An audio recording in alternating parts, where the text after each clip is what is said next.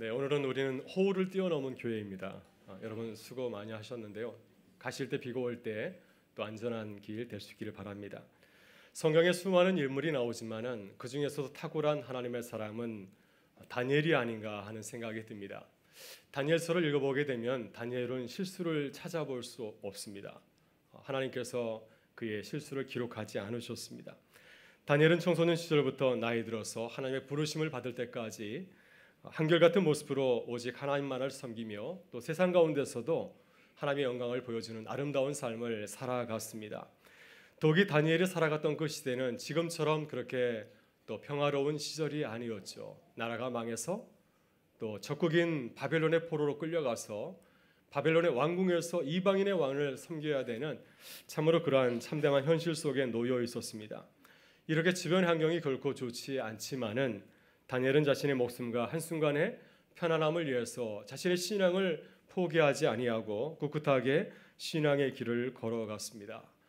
따라서 성경의 인물들 가운데서 다니엘이야말로 우리들이 본받아야 될 참으로 탁월한 하나님의 사람이라고 생각합니다.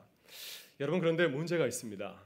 많은 사람들이 다니엘을 묵상하면서 나도 다니엘처럼 살아야겠다 이렇게 생각하고 다짐하는 것이 아니라 다니엘이니까 그렇지 나 같은 사람이 어떻게 다니엘처럼 살아갈 수 있어 이렇게 생각하는 것입니다.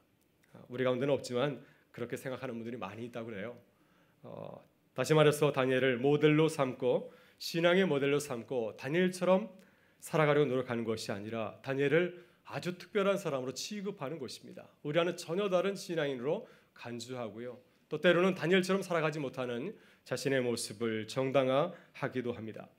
다니엘이니까 그렇게 살지 우리는 다니엘이 아니기 때문에 그렇게 살 수 없어 하면서 자신을 이렇게 정당화하는 것입니다. 제가 예전에 청소년 부서를 섬길 때 교사들과 함께 이제 여름에 다니엘서 성경 공부를 하게 되었습니다.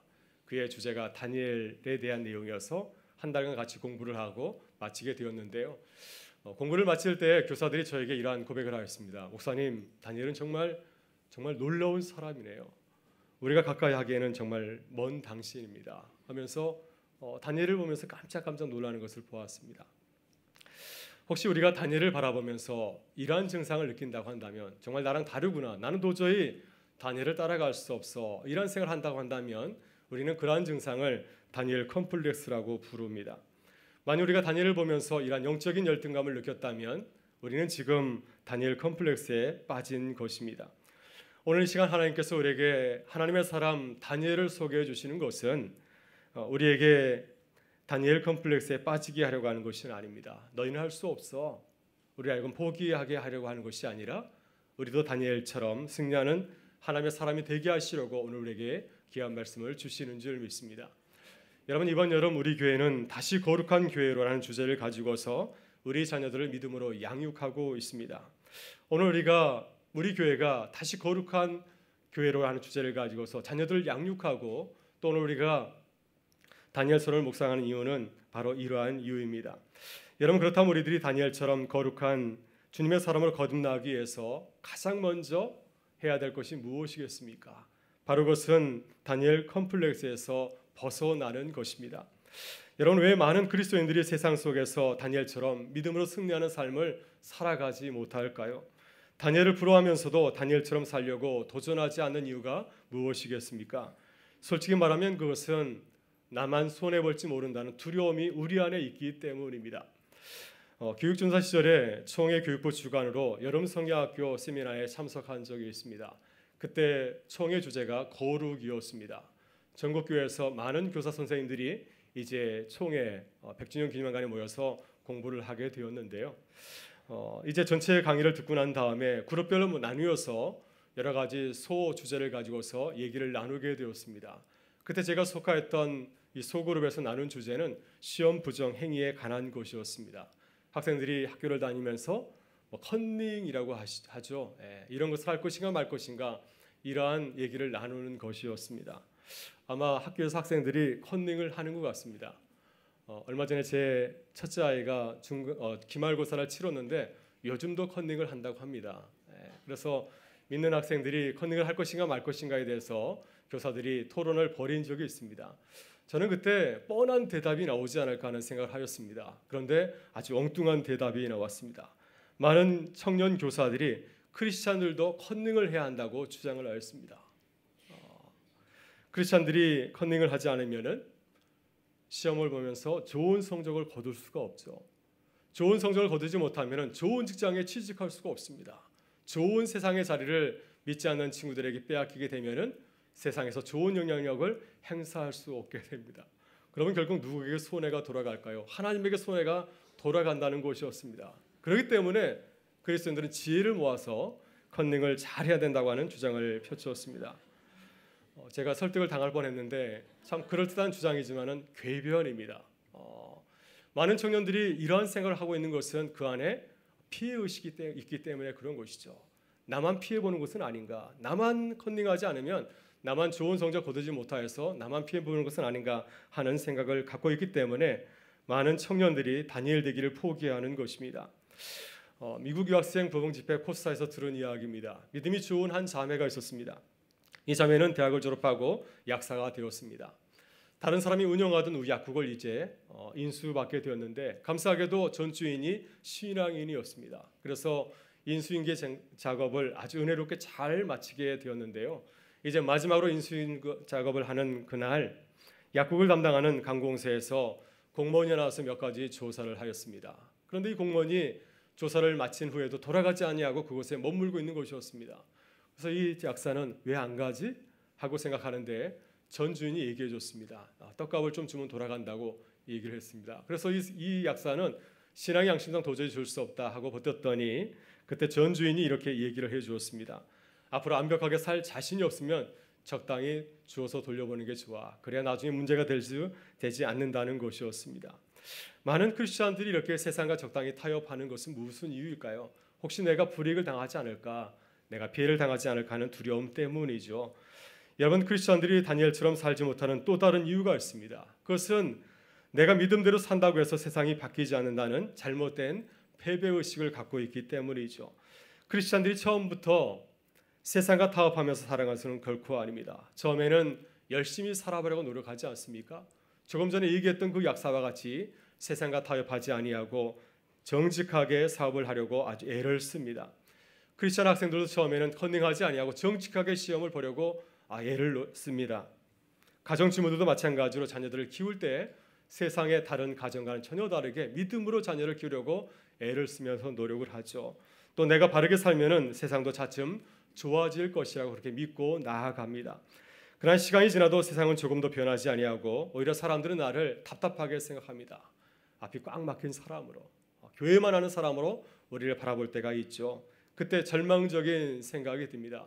내가 바르게 살아도 세상이 별로 달라지지 않는구나. 나는 세상을 바꿀 만한 그런 영향력이 없구나 하면서 자신의 한계를 뼈저리게 느끼게 되면은 그러면 어떻게 됩니까? 다니엘 되기를 포기하면서 살아가는 것입니다.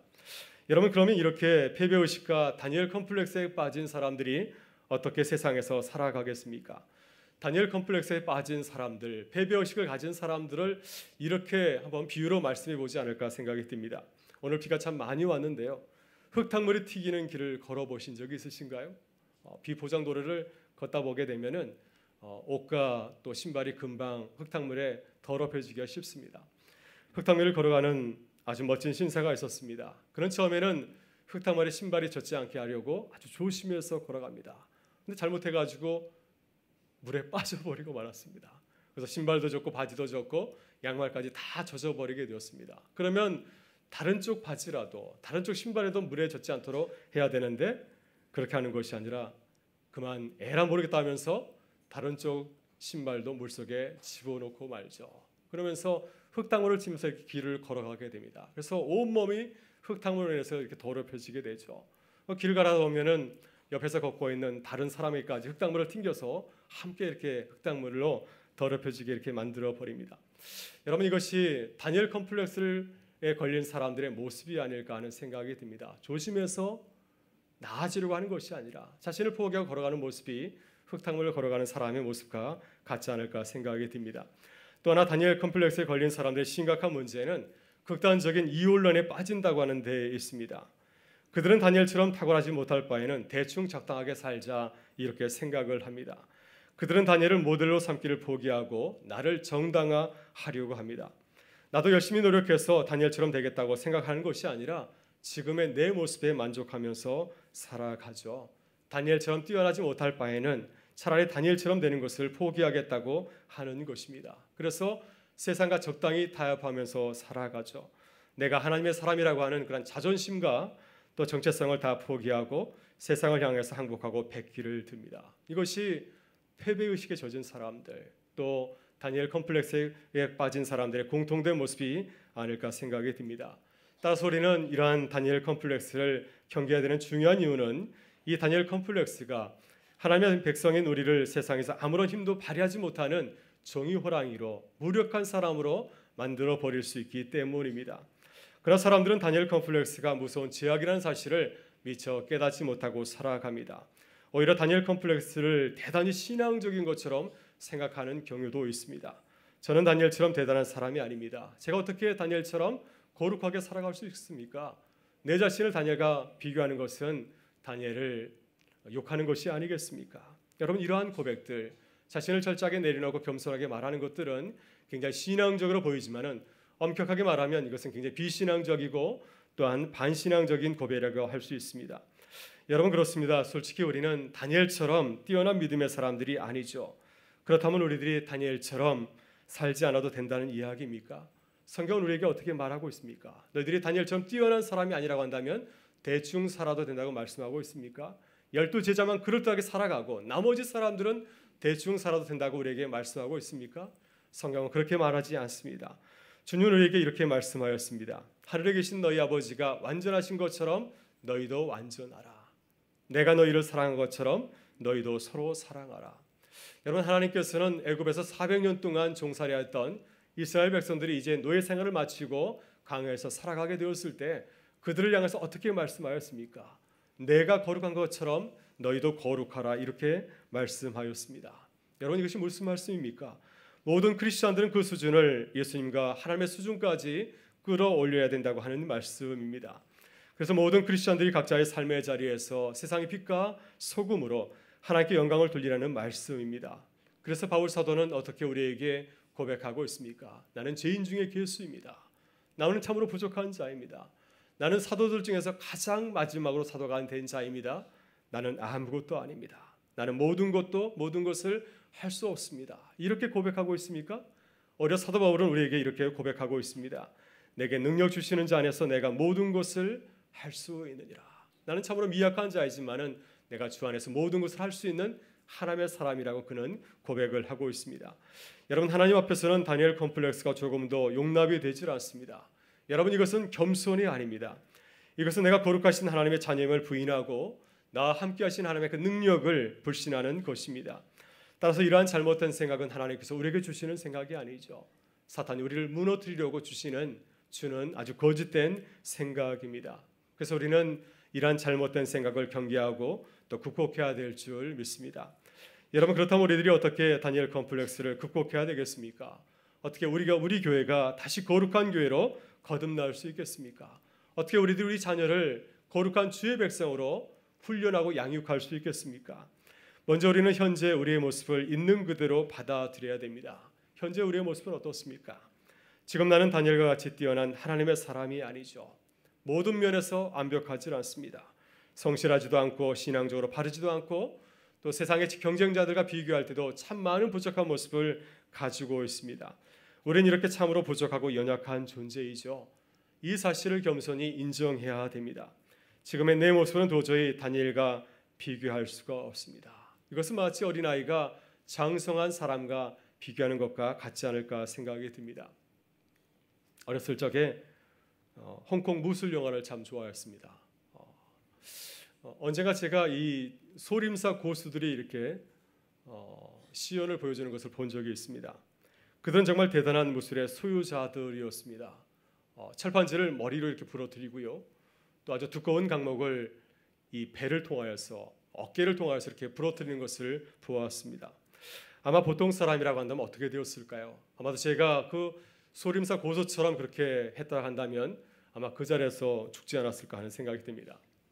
근데 어린 꼬마가 그들을 바라보면서 소림사 고수를 바라보면서 나는 왜 이렇게 힘이 없지? 왜 나는 저렇게 하지 못할까라고 말한다고 한다면 그 아이가 정상적인 아이일까요? 그 아이는 정신이 좀 온전하지 못한 것이죠. 소림사 고수는 우리의 비교 대상이 아닙니다. 다니엘도 마찬가지가 아닐까 생각이 듭니다. 다니엘도 우리의 비교 대상이 아닙니다. 어떻게 우리 자신과 이러한 완벽한 신앙의 사람 다니엘과 비교할 수가 있겠습니까? 따라서 우리들이 다니엘처럼 세상에서 승리하지 못하는 것은 정말 당연한 이야기입니다. 세상에서 승리할 수 있는 능력을 갖추지 못하였는데 어떻게 세상에서 우리가 승리하면서 살아갈 수 있겠습니까? 성경도 제대로 모르고 하나님의 뜻도 잘 모릅니다.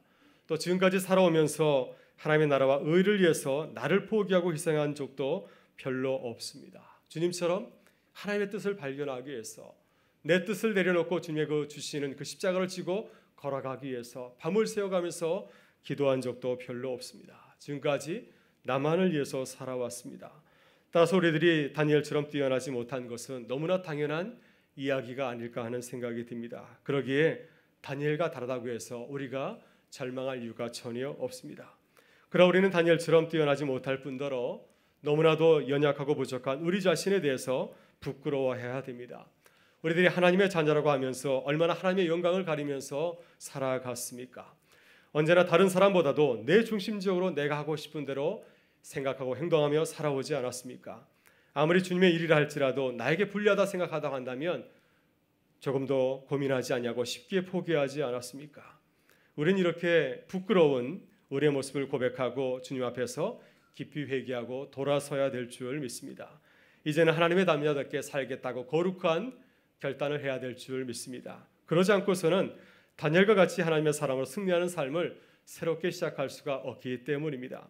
여러분, 이렇게 주님의 내 모습을 철저하게 뉘우치고 나온 다음에 우리들이 꼭 해야 할 일이 하나 있습니다.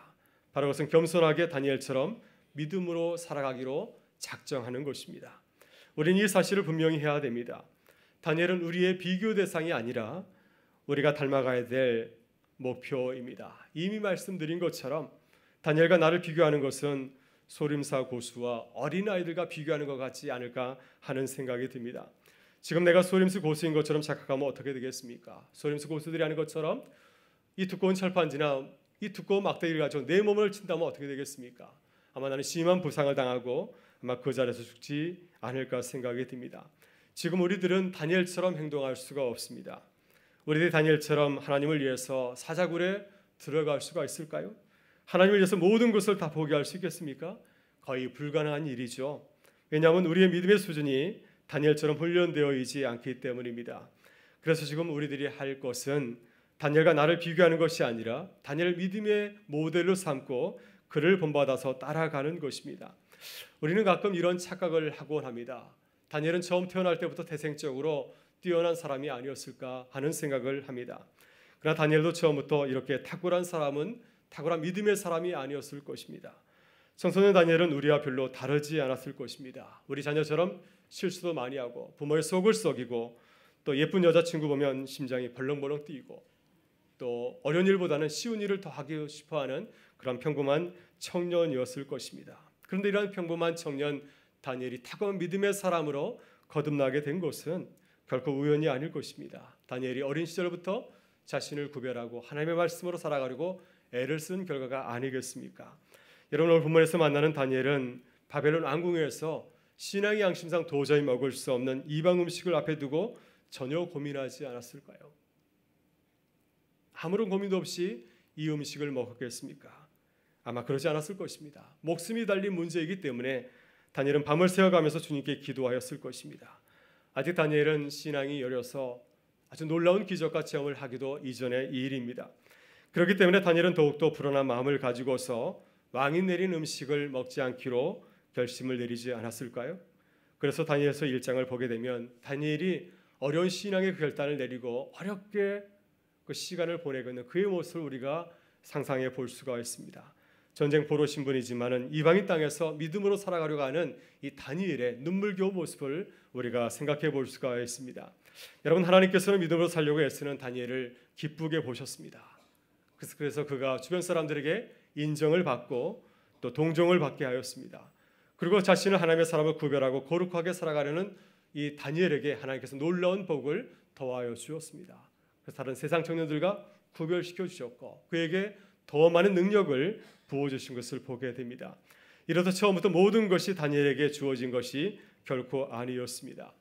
여러분, 우리는 기억해야 됩니다. 다니엘이 믿음의 사람으로 서기까지 결코 쉽지 않았던 그의 그 어려웠던 믿음의 여정을 우리는 기억해야 될 줄 믿습니다. 여러분, 다니엘은 왕국에서 3년간 훈련을 받았습니다. 그 기간 동안에 왕이 주는 기름진 음식을 먹은 것이 아니라 물과 채소만을 가지고서 견디게 되었습니다. 얼마나 힘이 들었을까요? 채소만 먹고 고기 먹는 친구들과 경쟁할 때 얼마나 힘이 딸렸겠습니까? 또 다니엘은 모국어 히브리어로 공부한 것이 아니라 외국어로 공부하였습니다. 당시 바벨론 사람들은 아카디어를 썼고 일상생활 속에서는 아람어를 사용하였습니다. 그래서 바벨론에 가서 다니엘도 또 이란 외국어로 공부를 하게 되었을 것입니다. 이번 여름에 우리 교우 청년 중에 하나가 캄보디아에서 공부하다가 잠시 이제 귀국하게 되었는데 이런 얘기를 했습니다. 캄보디아는 이 그림 같다는 것입니다. 너무 배우기 힘들어서 어렵다는 그런 고백을 하였습니다. 다니엘도 그러지 않았을까요? 아카디아로 공부하면서 얼마나 힘이 들었겠습니까? 다른 청년들보다 더 두각을 나타나기 위해서 더 많은 노력을 해야 하였을 것입니다. 우리는 다니엘이 아무도 모르게 바벨론 왕궁에서 흘렸던 그 땀과 눈물을 기억해야 됩니다. 여러분, 올해 국립발레단 예술감독이자 단장으로 연임된 강수진 씨가 있습니다. 강수진 씨는 세계 5대 발레단인 독일의 슈투트가르트 발레단에서 주역 무용수로 활동하였습니다. 그녀를 향해서 이러한 칭찬을 하였습니다. 강철 나비처럼 강하고 아름답다는 평가를 받았습니다. 그러나 세계적인 발레단의 아름다운 춤 속에 감춰진 발은 그녀가 그간에 얼마나 많은 수고를 했는지를 우리에게 조용히 말해주고 있습니다. 강수진 씨는 어느 날 갑자기 자고 일어나니까 신데렐라가 된 것이 결코 아니었습니다. 1986년 슈투트가르트의 최연소 단으로 들어가서 10년 만에 프리마 발레리나 압솔루타라고 하는 그러한 칭찬을 듣게 되었습니다. 이 프리마 발레리나 압솔루타는 세계를 대표하는 여성 발레리나를 가리키는 말이라고 합니다. 이러한 칭찬을 듣게 되었습니다. 그런데 강수진 씨는 하루에 10시간이 넘게 연습하는 날이 많아서 1년 동안 한 시즌에 토슈즈가 무려 150개나 달아서 없어졌다고 합니다. 이처럼 많은 연습을 인해서 그녀의 발은 여성의 발이라고 하기에는 참 민망할 정도로 아주 흉측하게 일그러져 있었습니다. 그녀가 아주 인상적인 말을 남겼습니다. 매일 아침 침대에서 일어나면 온몸이 쑤신다고 하는 겁니다. 이것이 매일매일 연습하는 무용수의 삶이라고 얘기를 하였습니다. 아침에 일어났을 때 몸이 쑤시지 않으면 어제 내가 연습하고 하지 않았네 하면서 죄책감을 느낀다고 고백을 하였습니다.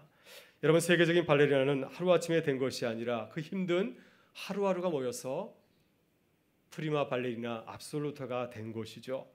여러분, 소림사 고수들도 보통 사람들이 보고 깜짝 놀랄 만한 무예를 갖추기까지 10여 년의 세월이 걸린다고 하였습니다. 따라서 평범한 사람이 그것을 하루아침에 따라잡으러 가면 말이 되겠습니까? 만약 하루아침에 강수진 씨가 되고 또 하루아침에 소림사 고수가 될 수 있다고 한다면 오히려 그것이 이상한 세상이 아니겠습니까? 우리가 어떻게 하루아침에 다니엘과 같은 믿음의 사람으로 거듭날 수 있겠습니까? 그것은 불가능한 일이죠. 그러나 강수진 씨처럼 매일같이 하나님의 사람을 서기 위해서 자신을 거룩하게 구별하고 하나님의 말씀과 기도로 살려고 애쓴다고 한다면 하나님께서 우리를 통하여서 일하실 줄 믿습니다. 하나님께서 우리를 통하여서 아름다운 역사를 시작하시고 이뤄가실 줄 믿습니다. 사랑하는 여러분, 이번 여름 우리 교회는 다시 거룩한 교회로 라는 주제를 가지고서 우리 자녀들을 믿음의 사람 다니엘처럼 교육하기 위해서 애쓰고 있습니다. 이번 여름이 우리 자녀들을 거룩한 주님의 자녀로 세우는 귀한 여름이 될 수 있기를 바랍니다. 우리 자녀들뿐만 아니라 우리 모두가 이번 여름에 믿음의 사람으로 다시 거듭나는 귀한 여정이 될 수 있기를 바랍니다. 다니엘이 비록 어리지만은 자신을 거룩하게 구별하고 살아가기로 결정한 것처럼 우리도 나를 거룩하게 구별하고 믿음의 길을 걸어갈 때 하나님께서 우리를 거룩한 주님의 사람으로 이끌어 주시리라 믿습니다. 이번 여름에 믿음으로 결단하여서 우리 모두가 무너진 우리 가정과 교회와 일터를 새롭게 세우는 주님의 사람들, 주의 몸된 교회가 될 수 있기를 주의 이름으로 축원합니다. 우리 다 같이 일어나셔서 함께 찬양으로 결단하도록 하겠습니다.